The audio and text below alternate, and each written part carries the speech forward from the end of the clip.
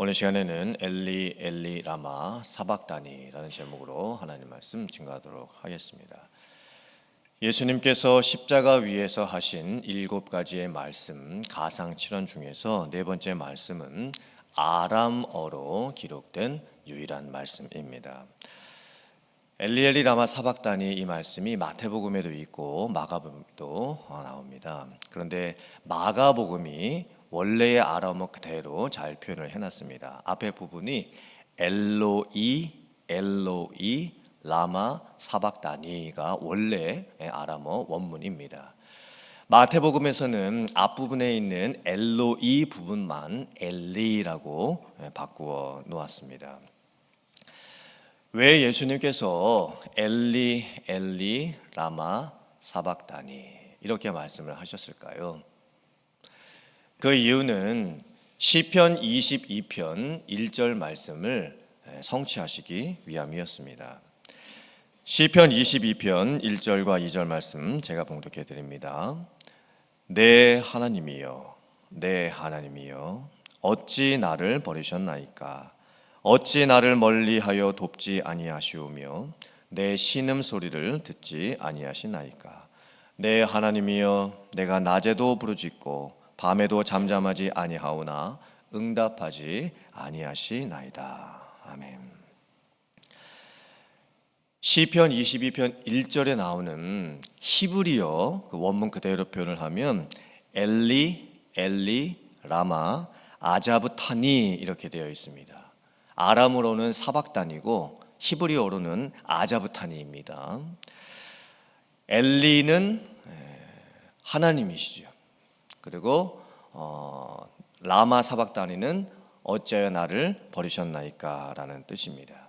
나의 하나님, 나의 하나님, 어찌하여 나를 버리셨나이까. 예수님께서 이 말씀하신 이유는 시편 22편에 나오는 메시아 예언의 말씀을 성취하시기 위함이셨습니다. 시편 22편 말씀을 읽어보면 예수님께서 메시아로 오셔서, 그리스도로 오셔서 어떤 사건을 겪게 되실지에 대한 예언의 말씀이 참 많이 나옵니다. 나는 벌레요 사람이 아니라 사람의 비방거리요 백성의 조롱거리니라. 이 말씀이 나옵니다. 즉 예수님께서 당하실 순환에 대해서 예언을 하고 있죠. 내 겉옷을 나누며 내 속옷을 제비 뽑나이다. 군인들이 했던 그 악한 일에 대해서도 그대로 예언이 되어 있습니다. 예수님의 물같이 쏟아지고 또 뼈가 어그러지고 힘이 말라 질그릇같이 되었고 혀가 입천장에 달라붙는 그런 죽음의 진토 속에 두셨다라고 하는 그 내용도 나오고 있습니다. 그리고 가장 결정적인 말씀이 나오고 있죠. 나의 하나님 어찌하여 나를 버리셨나이까. 하나님과의 관계가 끊어지는 영적 단절의 고통에 대한 말씀이 예언되고 있습니다. 그러므로 예수님께서는 지금 십자가에 달리셔서 시편 22편에 나오는 이 메시아 시편의 말씀이 자기 자신에게 성취되고 있음을 지금 말씀을 하고 계시는 거예요. 그런데 그 이야기를 듣고 있었던 사람들은 전혀 그 뜻을 이해하지 못하고 있었습니다. 사람들은 예수님께서 엘리야를 부른다라고 오해를 했습니다. 왜냐하면 엘리라고 했을 때 원래는 이게 나의 하나님이라는 뜻이지요. 근데 엘리야, 또 엘리라는 단어가 들어가 있습니다. 엘리야가 무슨 뜻일까요? 엘리는 나의 하나님이라는 뜻이고 야는 여호와, 야훼라는 뜻입니다. 그러면 엘리야 선지자 이름의 뜻이 무엇입니까? 여호와는 나의 하나님이시다, 이런 뜻입니다. 그러니까 발음이 비슷하니까 예수님은 지금 시편 22편의 예언 말씀을 성취하시기 위해서 엘리 엘리 라마 사박단이라고 하셨는데 사람들은 예수님이 엘리야를 부른다라고 지금 오해를 하고 있는 겁니다. 왜 사람들이 이렇게 생각을 했냐면 당시 유대인들에게는 어떤 종말 예언 성취 사상이 있었냐면 엘리야가 구약의 선지자들 중에서 가장 위대한 선지자라고 생각을 했습니다. 그 유대인들이 고통당하고 힘들어할 때에 엘리야와 같은 선지자가 다시 와서 자기들을 여러 가지 고통과 문제들로부터 해방을 시켜줄 것이라고 생각을 하고 있었습니다. 즉 엘리야 사상은 종말 사상하고 연결이 되어 있었던 겁니다. 그래서 사람들이 어떻게 오해를 했냐면 예수님도 엘리야를 부르는구나. 지금 예수님께서 십자가에 달려 계시면서 본인이 너무 괴롭고 힘드니까 엘리야가 와서 자기를 좀 도와달라고 그렇게 생각을 하고 있구나. 그리고 한번 놔둬 보자. 정말 예수님이 엘리야를 부르는 것처럼 엘리야가 진짜로 와서 예수님을 도와주나 한번 살펴보자. 이렇게 끝까지 조롱을 하고 있습니다. 사람들은 전혀 예수님의 이 가상칠언의 네 번째 말씀을 이해하지 못하고 있는 상황입니다. 예수님께서는요 지금 크게 소리를 지르시면서 엘리 엘리 라마 사박다니 말씀을 하셨습니다. 십자가에 예수님께서 6시간 동안 달려 계십니다. 아침 9시에 달리셔서 낮 12시가 되면 온 사방에 어둠이 임하게 됩니다. 그리고 오후 3시에 돌아가시게 되지요.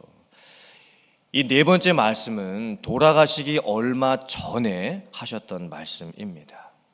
즉 가장 고통이 절정에 이르게 될 때에 가장 힘들고 가장 마음이 슬픈 상황 속에서 예수님께서 하셨던 절규와도 같습니다. 예수님께서 십자가에서 죽으실 때에 무엇이 가장 힘드셨을까요? 먼저는 마음의 고통, 감정의 고통이 있으셨을 겁니다. 사람들이 비웃습니다. 경멸합니다. 모욕합니다. 뺨을 때립니다. 침을 뱉습니다. 옷을 벗깁니다. 그때 예수님이 당하셨던 마음의 고통, 감정의 고통이 많이 크셨겠지요. 또 예수님께서는 육체적인 고통도 당하셨습니다. 십자가에 달리는 그 형벌의 고통은 가장 극한의 고통입니다. 예수님께서는 십자가에 달리셔서 6시간 만에 죽으셨지만 보통 다른 죄수들의 경우에는 십자가에 달리면 한 2, 3일 정도 고통을 받다가 죽게 되어 있습니다.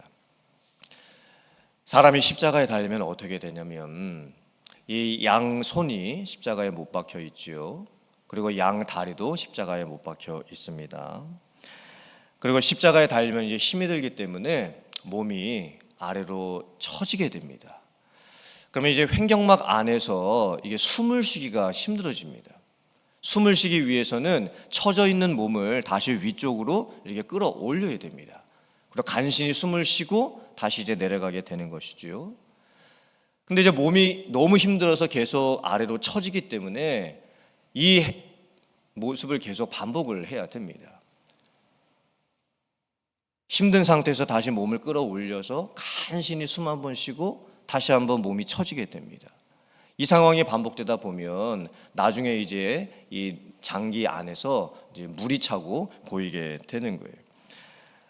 그리고 결국에는 이제 나중에는 숨을 쉬지 못해서 죽게 됩니다.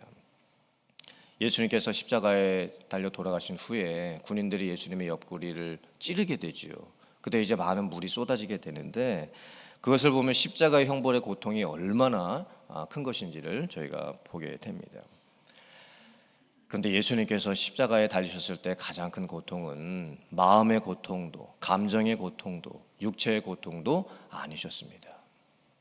예수님의 가장 힘든 고통은 하나님으로부터 버림을 받는 고통이었습니다. 예수님께서 하나님으로부터 버림을 받는다는 의미가 무엇일까요? 지금 십자가에 달린 예수님은 하나님의 아들로 대우받지를 못하고 계십니다. 죄인 취급을 받고 계십니다. 십자가에 달린 예수님은 모든 사람들의 죄를 대신 짊어지고 십자가에 달린 죄인일 뿐입니다. 하나님, 예수님, 성령님, 삼위일체의 관계이셨죠. 가장 완벽하고 가장 아름답고 또 가장 연합된 관계였습니다. 그런데 하나님께서는 지금 예수님을 하나님의 아들로도 대우하지 못하시고 죄인으로만 보실 수밖에 없습니다.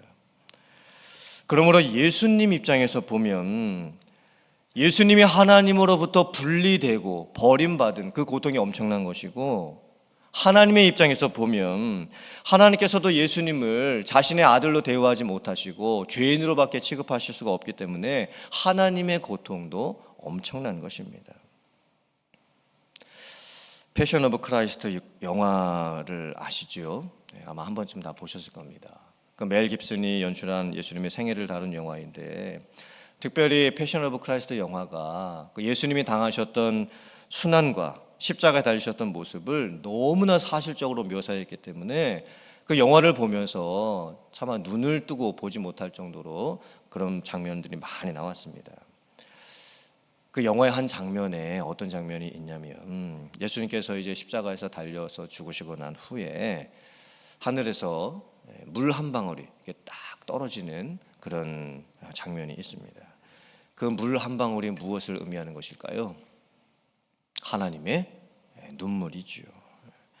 하나님께서 실제로 눈물을 흘리신 것은 아니겠지만 그만큼 예수님께서 십자가에 달려서 죽으시는 그 모습이 예수님 본인에게도 하나님으로부터 버림받는 고통이었고, 하나님에게도 예수님을 버리실 수밖에 없는 엄청난 고통이었습니다. 이 가상칠언 네 번째 말씀이 우리에게 주시는 영적인 의미가 무엇일까요? 우리는 십자가를 바라볼 때에 나의 관점에서만 바라볼 때가 많이 있습니다. 즉, 우리를 위해서 죽으시는 우리의 관점에서만 십자가를 바라볼 때가 많이 있습니다. 그러면서 내 개인적인 관점에서만 십자가를 바라보고 묵상을 하게 되지요. 예수님의 십자가가 나에게 무슨 의미일까? 예수님의 죽으심이 우리에게 무슨 의미일까? 하지만 엘리 엘리 라마 사박다니, 이 가상칠언의 네 번째 말씀은 십자가가 예수님의 입장에서 예수님 본인에게 무슨 의미인지, 하나님의 입장에서 십자가가 하나님께 무슨 의미인지를 깨닫게 해주시는 말씀입니다. 즉, 단순히 내 개인적인 입장에서 예수님의 십자가를 바라보는 것이 아니고, 예수님은 십자가를 자기 자신에게 어떤 의미로 바라보고 계시고, 하나님은 십자가를 하나님 자신에게 어떤 의미로 바라보고 계시는지를 깨닫게 해주시는 말씀인 거예요. 우리가 인생을 살아가면서 사람들 사이에서 버림받는 것도 아니고 단순히 무시만 당해도 우리는 참지를 못합니다. 다른 사람이 나에게 싫은 소리 한마디 해도 화를 참지 못합니다. 다른 사람이 나에게 조금만 서운하게 해도 배신감을 느끼게 되지요. 그리고 이제 이런 관점에서 우리는 개인적인 관점에서 예수님의 십자가를 바라보면서 예수님이 당하셨던 고난은 얼마나 크셨을까, 이렇게 이제 묵상을 하게 됩니다. 물론 그 묵상도 참 귀한 묵상입니다. 하지만 우리는 더 크게 깊고 넓게 예수님의 십자가를 묵상할 수 있어야 됩니다. 엘리 엘리 라마 사박다니, 나의 하나님 어찌하여 나를 버리셨나이까?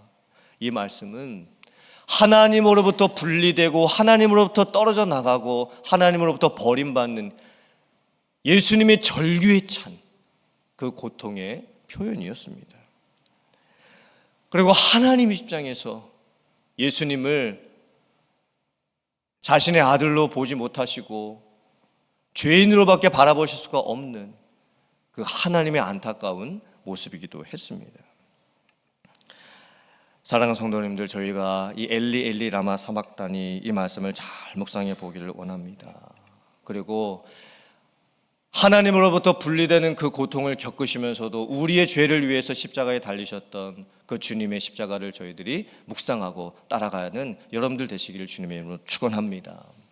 그리고 하나님의 사랑이 얼마나 크셨는가를 다시 한번 생각해 보면서 우리를 살리시기 위해서 대신 예수님을 십자가에 죽기까지 내버려 두셨던 그 하나님의 깊은 사랑을 여러분들이 묵상하고, 그 하나님의 사랑 안에서 은혜 받고 감사하고 또 살아갈 수 있는 여러분들 다 되실 수 있기를 주님의 이름으로 축원합니다.